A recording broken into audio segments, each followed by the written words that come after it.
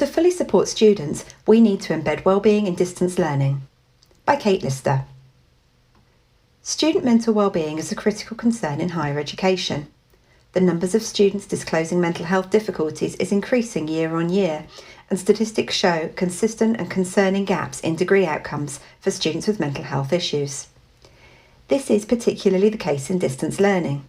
Even before the pandemic, distance learning students appear more likely than campus-based students to disclose mental health difficulties, and they may be more likely to need support. In the Open University, the OU, 12.2% of students, so 16,139 students in total, disclosed a mental health condition in 2019 to 2020, compared to the UK sector average of 4.2%.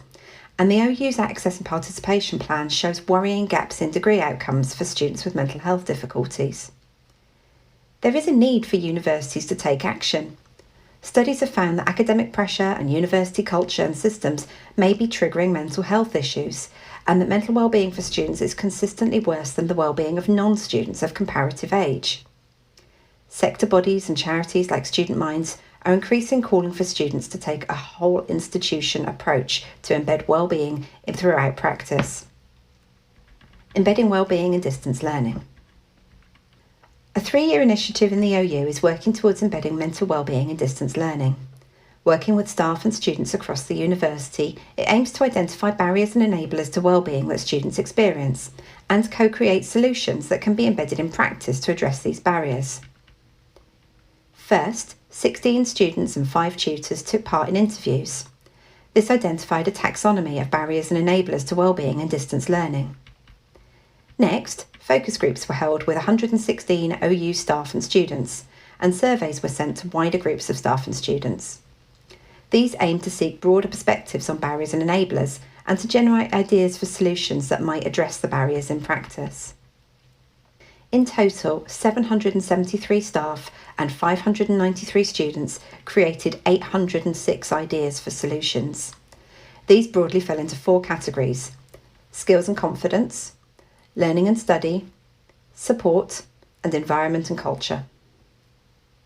Focus group events work to turn ideas into projects, and in the 3rd year of the initiative, 5 projects were piloted in practice. These included wellbeing and distance learning. Our study identified a number of examples of positive pedagogy that supported student wellbeing, but these were inconsistently applied in practice. This project aimed to embed positive practice in the OU's learning design approach, building wellbeing into the design of module structure, activities and assessment through a series of recommendations to module teams in production. Recommendations included flexibility, scaffolding of challenging activities such as group work, and embedding content on mental health. The project team worked with the student panel to hone and refine the recommendations, and these are currently being piloted with modules in production. Discipline-specific wellbeing resource hubs. Students in our study told us that wellbeing guidance tended to be rather general and to reside in student support areas rather than be part of their study environment. This meant that they frequently didn't find it until they had a real problem, rather than using it to head off a problem before it became serious. This project aimed to address this by creating hubs of discipline-specific wellbeing guidance and resources for students, curated for the programme that they were studying and hosted on programme study home websites. The project team worked with staff across the university to agree a shared structure and example resources. For example, resources on study meditation, exam stress, maths anxiety and placement difficulties, etc. Technical teams then created Your Wellbeing web pages on study home sites across the OU. These launched in March 2021 with generic content and will be slowly customised by programme teams with bespoke programme-specific content. Distressing content and emotional resilience. Our study recognised the difficulties that distressing curriculum content can present for students, especially when it triggers flashbacks or reminders of trauma. This project aimed to support academic module teams to ensure that any potentially distressing content in their curricula were properly scaffolded, with content warnings, guidance for students, and were delivered using a pedagogy of care. The project team first carried out a review of modules containing potentially distressing content. A working group then devised a banding system to classify the content. Category A topics required the most signposting and support, as these could trigger harmful behaviours in students, and these included topics such as suicide, eating disorders and self-harm. Category B topics contain topics that may trigger flashbacks of trauma, such as abuse, rape, hate crime, violence or psychosis. Category C contain topics that may be painful or distressing, such as animal cruelty, death or common phobias. The team then worked with stakeholders across the university to create a standard approach to signposting, content warnings and supporting guidance for the three categories, including template guidance and wording module teams could use.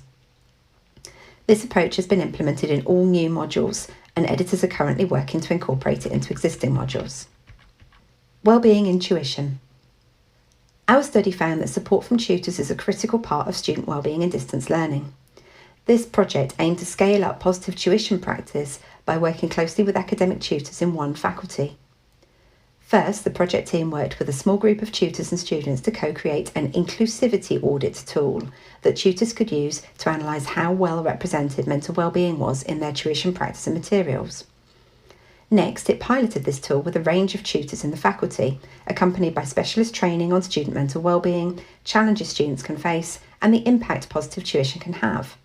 This was extremely popular and resulted in a number of completed audits that other tutors could draw on for inspiration. Finally, the team worked with students to create a set of student videos, sharing their experiences of mental health challenges and achievements in distance learning. These videos, along with the inclusivity audit tool and examples of completed audits, were shared with tutors across the faculty and are currently being rolled out to other faculties in the OU. Wellbeing in the curriculum professional development. The findings from the study and recommendations for practice in embedding wellbeing in curriculum assessment were compiled into a professional development micro-credential. Endorsed by the Mental Health Foundation, this 12-week course shares current literature, findings from the study and practical guidance for educators in all contexts on how to ensure their practice both supports and promotes student wellbeing, and over 250 practitioners have taken the course so far. Towards embeddedness. These projects are the first steps in a journey towards embedding mental wellbeing in distance learning. These pilot projects will be evaluated, successful initiatives will be scaled up, and other solutions will be piloted. Students and staff from across the university will be involved throughout, and new funding from Office for Students has brought exciting partnerships with sector bodies and other universities, moving towards more inclusive distance learning environments.